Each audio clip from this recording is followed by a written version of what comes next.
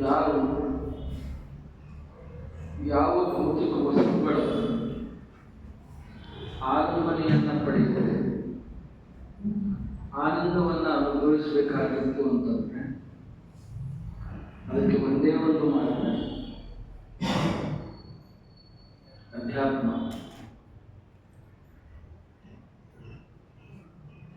ಸುಭಾಷಿತದಲ್ಲಿ ಒಂದು ಮಾತನ್ನ ನಮ್ಮ ಹಿರಿಯರು ಹೇಳಿದ್ದಾರೆ, ಧನವಿದ್ದು ದಾನವನ್ನ ಮಾಡುವನು,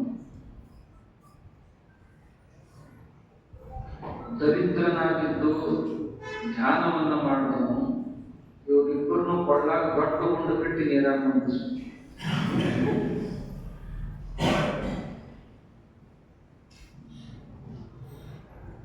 ಸಾಕಷ್ಟು ಧನ ಸಂಪತ್ತೈತಿ, ಆದ್ರೆ ಯಾರಿಗೂ ಒಂದೊಂದು ಕೊಡದೆ ಹೋಗಿಸುವಂಥವ್ರು.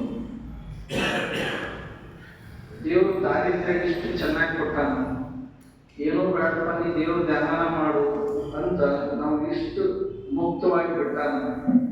ಅದನ್ನು ನಾವು ಸದುಪಯೋಗಪಡಿಸಿಕೊಳ್ಳದೆ ಧ್ಯಾನವನ್ನು ಮಾಡದೆ ಹಾಗೆ ಉಳಿದಿಲ್ಲ ಅಂತಂದ್ರೆ ಈ ಇಬ್ಬರು ಒಂದೇ ಅಂತ ಇದ್ದೂ ಇಲ್ಲದಂತಿದ್ದವರು. ಆದ್ದರಿಂದ ಇಬ್ಬರಿಗೂ ಬದುಕುವ ಅಧಿಕಾರ ಇಲ್ಲ. ನಾವು ಈ ಭೂಮಿಯಲ್ಲಿ ಪ್ರತಿಯೊಂದನ್ನು ಭೌತಿಕ ಆಧಾರದ ಮೇಲೆ ಅಳೆಯುವಂಥ ಮಾಪದಂಡ ನಡೆದು ಪ್ರತಿಯೊಂದನ್ನು ಏನಾದರೂ ಒಂದು ವಸ್ತುವಿನ ಜೊತೆಗೆ ತುಲನೆಯನ್ನು ಮಾಡ್ತಾ ಹೋಗುವುದು. ಕಾಲದಿಂದ ಅಳೆಯುವುದು, ತೂಕದಿಂದ ಅಳೆಯುವುದು,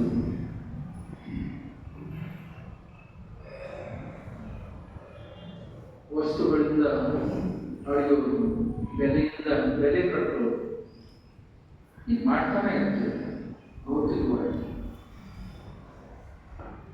ಯಾಕೆಂದ್ರೆ ನಮ್ಮ ಎಲ್ಲ ವ್ಯವಹಾರಗಳು ಸಹಿತ ಬುದ್ಧಿ ಪ್ರಾಮಾಣ್ಯವಾದ ಪ್ರತೀಕಗಳಾಗಬೇಕು. ಜಗತ್ತಿನಲ್ಲಿ 3 ವಿಶ್ವಗಳಿವೆ.